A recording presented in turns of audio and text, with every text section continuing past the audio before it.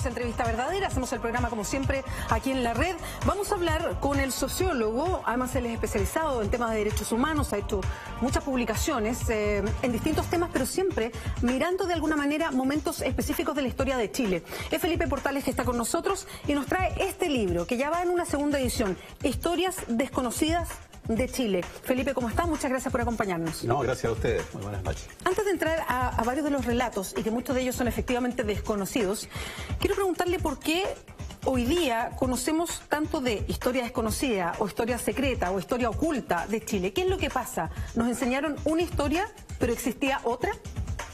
Bueno, las historias oficiales existen en todos los países, desgraciadamente, y son un reflejo del autoritarismo, yo diría, milenario en el cual la humanidad ha vivido. Y por tanto hay un desafío en llegar a descubrir la real historia para justamente proyectar hacia un futuro mejor, con base sólida. Ahora, en ese sentido, Felipe, cuando usted toma estos relatos, ya vamos a entrar al detalle de varios de los relatos, algunos de ellos ustedes van a entender por qué entran en este ámbito, en este cuadro de desconocidos en Chile. Pero hay aquí una elección que tiene algún tipo de hilo conductor. Estas historias desconocidas de Chile, ¿qué nos cuentan de este Chile que puede ser desconocido para nosotros mismos? Por cierto, de hecho, yo diría que el libro es básicamente un intento de extractos de 2 tomos de los mitos de la democracia chilena. Ya. Entonces, desde ese punto de vista, es un intento de divulgación, digamos, de una obra mayor, o de 2 obras mayores, editadas también por Cataluña. Sí. Sí. Entonces, desde ese punto de vista, lo que el libro trata de reflejar, por cierto, es una historia desconocida, yo diría distorsionada, o la idea es desmitificar esta historia oficial que nos presenta un Chile democrático, tolerante, respetuoso de los derechos humanos, y que si uno lo analiza rigurosamente va a encontrarse con otro Chile. Con un Chile que no era ni riguroso, ni estricto con los derechos humanos, ni respetuoso, ni absolutamente democrático. Así es, pero disfrazado con muy buen ropaje. O sea, esa es una habilidad que tenemos los chilenos de darle un marketing a nuestro país, tanto hacia afuera como hacia adentro, y desde ese punto de vista entonces es difícil romper los estereotipos, las imágenes incluso idílicas que se tienen sobre nuestra historia. Perdón, ¿eso lo hacen todos los países o es una característica que tenemos nosotros de ir, a ver, ¿cómo decirlo?, decorando lo que nos pasa o decorando el pasado que tuvimos? No es un monopolio de Chile, pero yo diría que Chile está bien avanzado en esa materia. A la vanguardia, ¿eh? Sí, nos gusta mucho ganar. Yo creo que estaríamos dentro de los países más mitologizados y donde hay más distancia entre lo que nosotros hemos sido y lo que creemos que hemos sido. Ese es un aspecto súper interesante. Antes de seguir con eso mismo que menciona Felipe Portales, Historias desconocidas de Chile, estamos hablando de estos relatos y que tienen este hilo conductor. El libro se va a ir para uno de ustedes que nos está escuchando hoy día, que participen en el Twitter, que comenten y como siempre va a salir ahí el ganador y la producción se va a poner en contacto con ustedes. Ese Chile que nosotros creemos que tenemos o ese Chile que creemos que somos, ¿cómo es ese Chile de verdad? Y que hemos sido. Y que hemos sido. Claro. ¿Y por qué nos creemos otro cuento?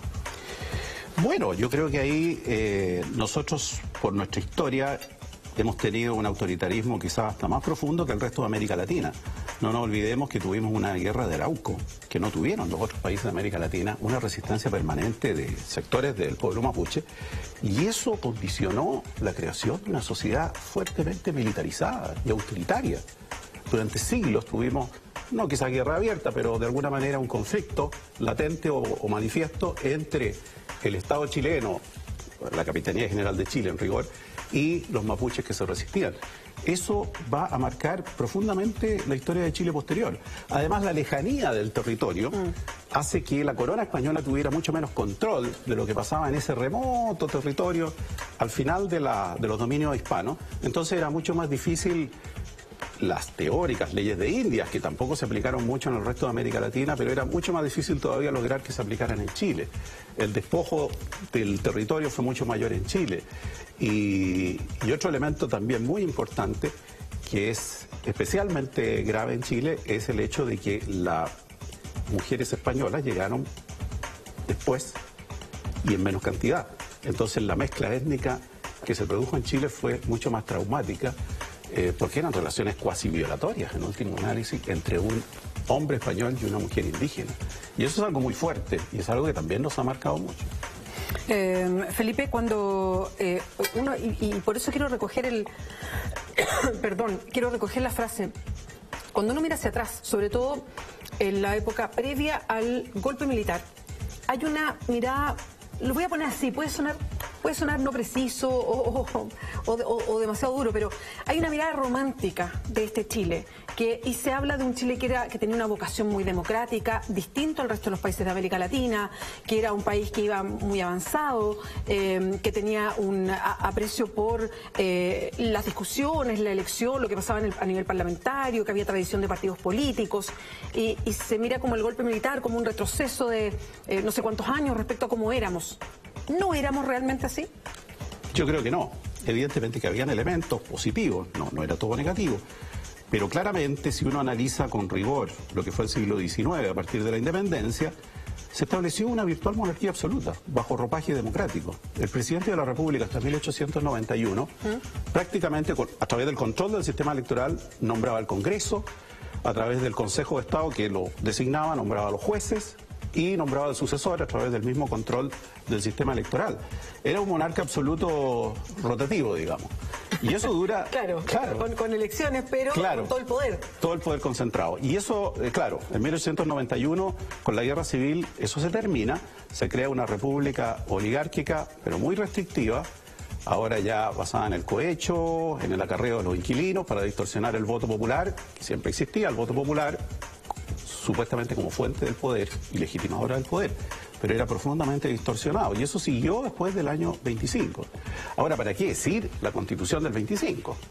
Que para todos nosotros aparece como el paradigma de la democracia, y si uno analiza con rigor lo que fue la Constitución del 25, primero el texto muy autoritario y presidencialista, pero sobre todo el origen de la Constitución del 25 dista absolutamente de lo que es una constitución democrática. De partida se prometió asamblea constituyente, lo prometieron los militares que habían hecho el movimiento del septiembre del 24 y el propio Alessandri. ¿En ese momento? Claro, también. Sí, bueno, que inmediatamente surge. Mira, sí, de lo que hablamos hoy día también. Pero no se atrevieron a hacer la asamblea constituyente, como hasta la fecha no se han atrevido la clase política a hacer asamblea constituyente, cosa que es absolutamente normal en los países democráticos. Y que viene hasta de la Revolución Francesa. Esto es algo del liberalismo. Estamos preliberales nosotros en Chile. Bueno, después, aprovechando que Alessandri vuelve del exilio en marzo del 25 sin Congreso, se plantea prácticamente como un dictador. Empieza a gobernar con decretos leyes. Y aprovecha esto para nombrar una pequeña subcomisión de 15 personas, de la cual él formó parte, para elaborar el texto de la Constitución. Una constitución de amigos, una subcomisión de amigos, con algún comunista metido ahí entre medio para adornar la cosa, porque nosotros siempre somos muy buenos para adornar las cosas, pero básicamente eran amigos de él, y él además se impuso en muchas, según testimonio de algunos de los miembros, se imponía cuando había discrepancia. Bueno, elaboran este texto, lo someten a una comisión mayor de 120 personas, también todos designados por Alessandri, pero aquí empiezan a haber más opiniones contrarias. Y ahí Alessandri usa al comandante en jefe del ejército, el general Mariano Navarrete, para que explícitamente amenaza a la comisión con un golpe, y así se aprueba el texto. Y después se refrenda en un plebiscito que tampoco cumple con las especificaciones con los requerimientos democráticos. Sí. Vamos a hablar de varios temas después, vamos a conocer de varios de los relatos que aparecen en el libro, y que quiero que escuchen algunos de los nombres, porque ya que Felipe es especialista en temas de derechos humanos, quiero preguntarle ese también. ¿Cuál es nuestra real tradición en el respeto a los derechos humanos? ¿Realmente existe? Hay varios que me llaman la atención. Hay una que se llama La horrenda matanza de La Coruña, y que es un capítulo, yo diría, absolutamente desconocido de nuestra historia, y ahí Felipe Portales nos va a contar más. Pero hay varios más: el Congreso Termal bajo la dictadura de Ibáñez, el periodista mártir y el obispo asesino es otro de los relatos, la derecha que ensalzó a Hitler y Mussolini, ¿por qué Bolivia quedó insatisfecha con el Tratado de 1904? Estos son los relatos bien provocadores, además de Felipe Portales, en este libro, Historias Desconocidas de Chile. Hacemos una pausa, volvemos.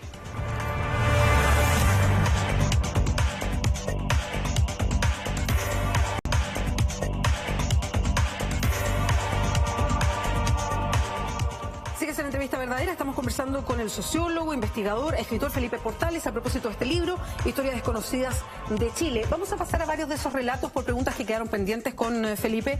Por ejemplo, el respeto en Chile a los derechos humanos, a propósito que él es un especialista en el tema.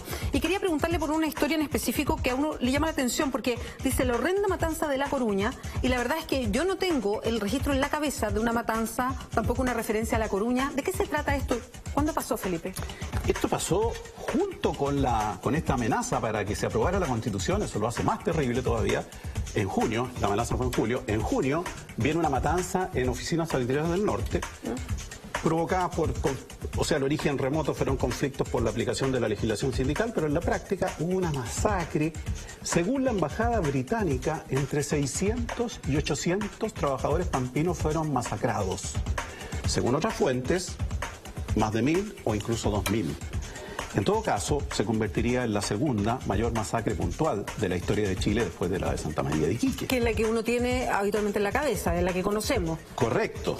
Y tampoco la conocimos así tan fácil. El grupo Quilapayún y Luis Advis la trajeron a la memoria histórica a comienzos de los 70. ¿Y no estaba antes? No, prácticamente no estaba. ¿Para qué decir en la educación escolar?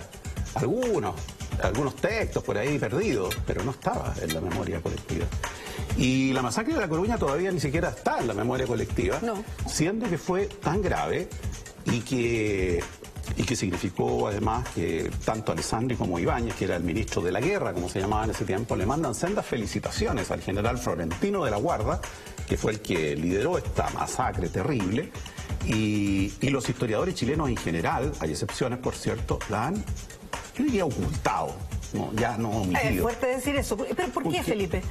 Porque desafía toda la interpretación tradicional de la historia de Chile y particularmente de la democracia de la Constitución de 1925. O sea, porque escapa como a cómo se ha ido tejiendo esta historia que se enseña habitualmente. Claro, es un desafío enorme. Yo diría por eso que ha sido tan ocultada. Realmente es increíble. Perdón, ¿dónde pasó? ¿En qué región? En Tarapacá. En Tarapacá. Oficina salitrera. Se llamaba La Coruña seguramente por dueños españoles, quizás.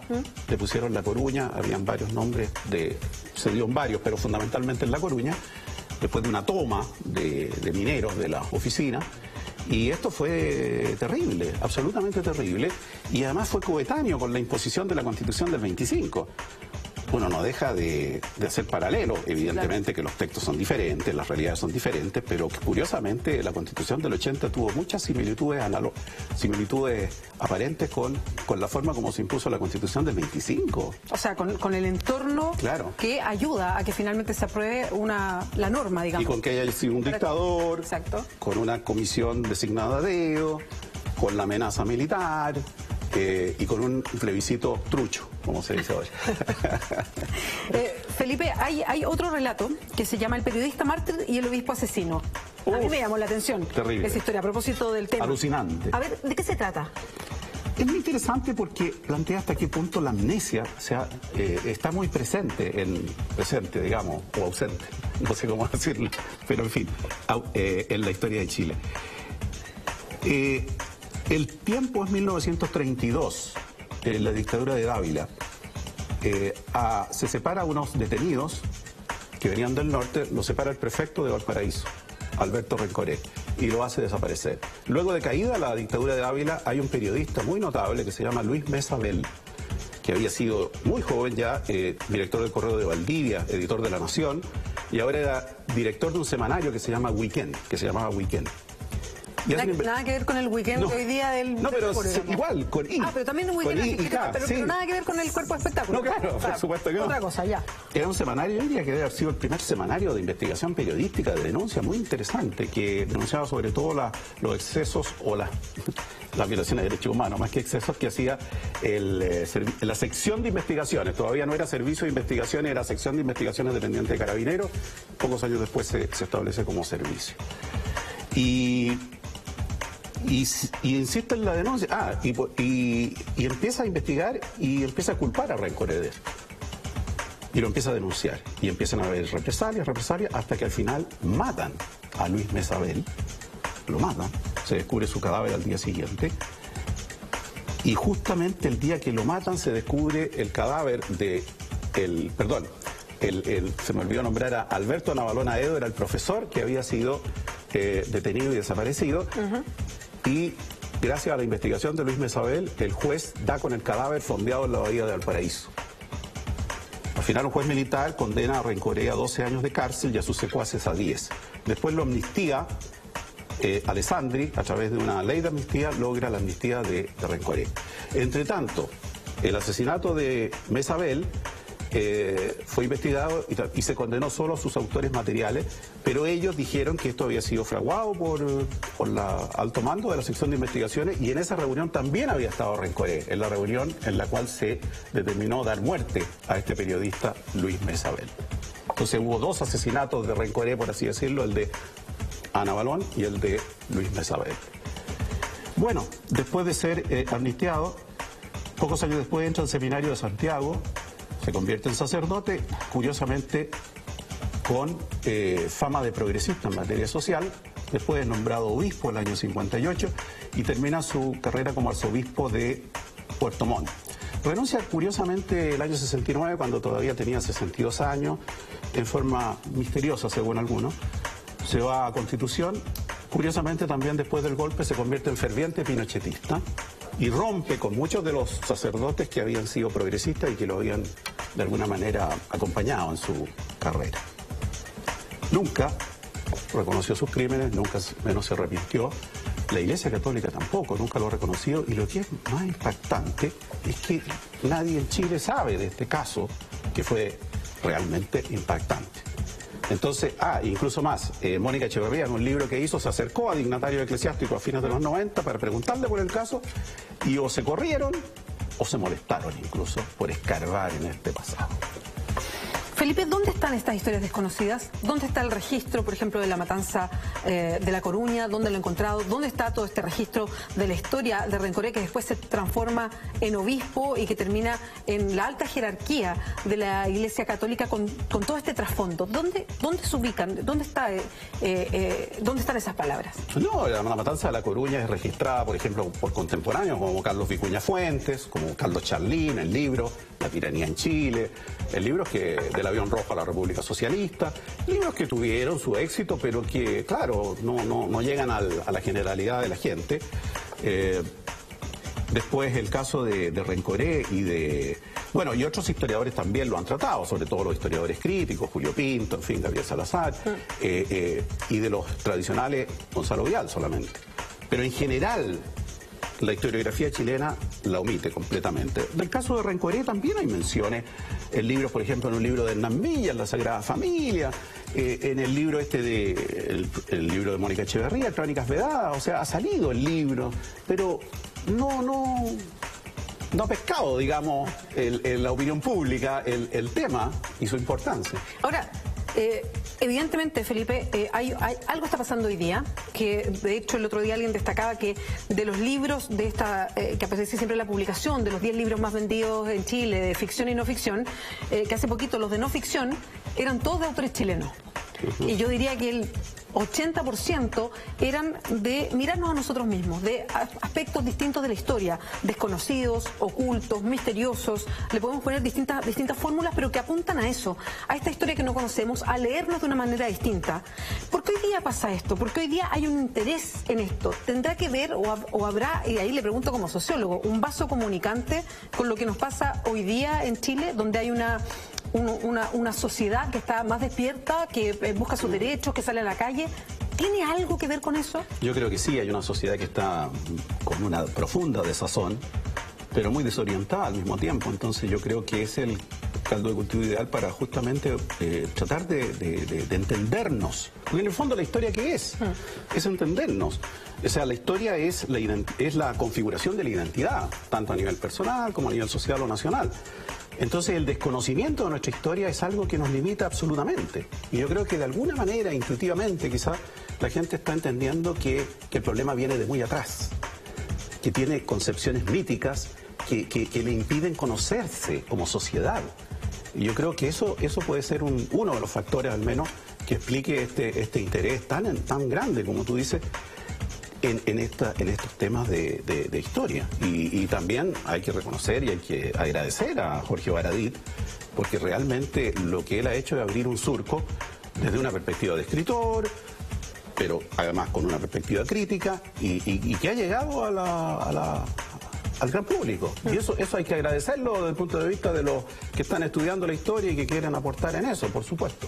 Hoy día que está en amplio análisis este nexo entre la riqueza o los negocios, diríamos hoy día, y la política, y cómo básicamente se toman decisiones en una cúpula que no es solamente política, sino que es económica, política o de negocios y política, no sé cómo llamarla, y uno va escarbando en la propia historia nuestra y se encuentra con capítulos que uno lee y son de principios del siglo del siglo pasado, pero parece que fueran de hoy día. O sea, uno lee, por ejemplo, escritos del padre Hurtado y parece que los hubiese escrito ayer. Entonces uno dice, bueno, ¿cuántos somos hoy día? Lo mismo que éramos hace un siglo. Claro, con una modernidad distinta. Claro. Pero ¿cuánto se repite la relación de poder, la relación de dinero y poder, las clases más desprotegidas, la relación entre unos y otros, la fórmula de acercarse? ¿Cuánto hemos ido repitiendo eso respecto a lo que pasa hoy día? Claro, en la medida que no conocemos bien nuestra propia historia, la estamos repitiendo. Aunque sea un lugar común, yo creo que eso se produce. O sea, y desde ese punto de vista estamos incapacitados de alguna manera por esta amnesia de proyectarnos al futuro en términos efectivamente democráticos. Si creemos que todo lo del pasado casi fue democrático, difícilmente vamos a hacer algo distinto. Nos vamos a conformar quizá con esto, por ejemplo, que no haya habido nunca asamblea constituyente. Eso es un pecado enorme del punto de vista de la democracia en Chile. No, y con la ignorancia de uno, yo creía que la Asamblea Constituyente era algo novedoso para ahora, ¿no? No, eso viene de la Revolución Francesa. Así lo estoy entendiendo. Claro, y la verdad es que significa que le seguimos teniendo miedo al pueblo. Le tenemos miedo al pueblo. Parece muy duro lo que estoy diciendo, pero eso es. Si en el fondo, ¿qué es lo que es una asamblea constituyente? Es un congreso elegido por todos los chilenos con la finalidad específica de elaborar un texto constitucional que después va a ser refrendado. No es nada más. ¿Por qué tenerle miedo? ¿No? ¿Ya ha habido algún momento en la historia en que ese miedo al pueblo haya sido menor, en que haya efectivamente habido una incorporación de las personas a una mayor participación ciudadana, a un mayor poder de decisión? ¿O esto siempre ha estado en la élite? No, sin duda la década de 60 y 70 representó algo distinto en Chile. Terminó mal, desgraciadamente. Y yo creo que terminó mal en gran parte porque hubo un choque de trenes entre el centro y la izquierda. Pero a mediados de los 60, voy a dar un solo dato que es espectacular. En la Cámara de Diputados de 1965, lo que hoy día diríamos la nueva mayoría, tenía 138 diputados. Y lo que hoy día sería... Chile Vamos, 9.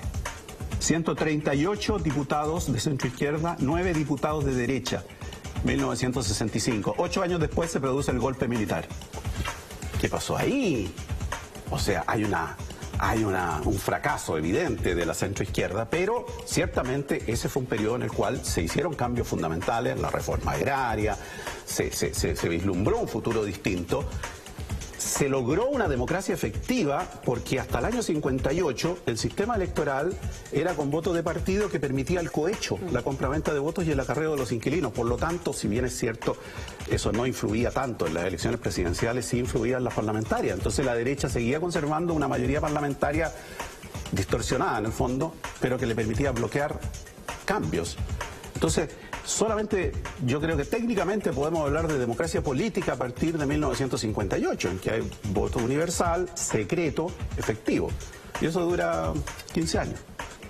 Y después del 90, bueno, hemos implementado la Constitución del 80 con algunos cambios, pero básicamente es la Constitución que dejó la dictadura. Por mucho que la Constitución hoy día esté firmada por Ricardo Lagos y todos sus ministros, cosa que cualquiera puede averiguar si va a una librería y compra la Constitución, ya no está la firma de Pinochet ahí, está la firma de Lagos y de sus ministros.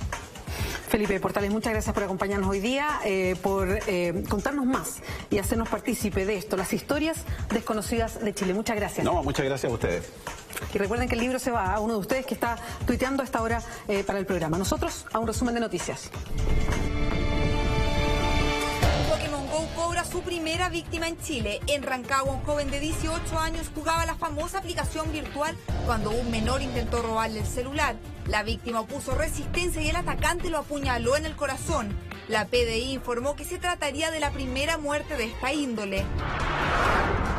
Se busca reemplazo para Juan Emilio Cheire. La presidenta Bachelet anunció que buscan a una persona que ocupe el lugar del excomandante en jefe del ejército en el Consejo del CERVEL. Esto luego de que el militar en retiro presentara hace 3 semanas su carta de renuncia al órgano electoral, como consecuencia de que el juez Mario Carroza decidiera investigarlo en calidad de cómplice.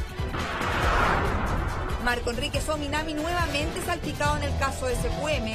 Esta vez fue su exasesora Carmen Santa Cruz quien declaró la semana pasada como testigo ante la Fiscalía, confirmando que el candidato presidencial sí tenía conocimiento de que los pagos a sus servicios se harían a través de la empresa de su otro colaborador, Christian Warner, quien ahora enfrenta una querella impulsada por el Servicio de Impuestos Internos por emisión de boletas ideológicamente falsas. Corea del Norte lanzó su 5ª bomba nuclear. La nueva prueba atómica provocó un sismo de 5 grados Richter. Desde la ONU advirtieron que el país asiático ha aumentado su capacidad técnica en estas armas e hizo un llamado urgente a la comunidad internacional. Esta tarde el Consejo de Seguridad se reunió para analizar la situación. Muchas gracias por acompañarnos. Está lista Julia Vial. Viene Mentiras Verdaderas. Buenas noches.